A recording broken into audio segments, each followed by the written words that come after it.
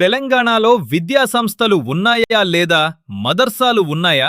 అసలీ విద్యా వ్యవస్థలో ఏం జరుగుతుంది?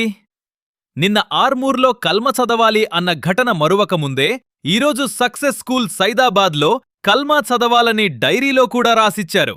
హిందువుల పిల్లలంటే అంత చులకన? Religious matter, you cannot write that in the Hindu people books. No, that's not the reading. Fateh reading Kalma is not homework for our kids. I have recorded what you are telling right now. It is mandatory and it is, wait, let me talk. And it is mandatory on every children's book. Then you should also write that Bhagavad Gita is mandatory. Wait, excuse me. पहले भी लिखा था. Strike off क्या है? Previous paper में. I am not going to leave this name. मुत्ता मुझे किस्सा. It is not mandatory for. It is not mandatory for us. Get every diary, each and every diary. No.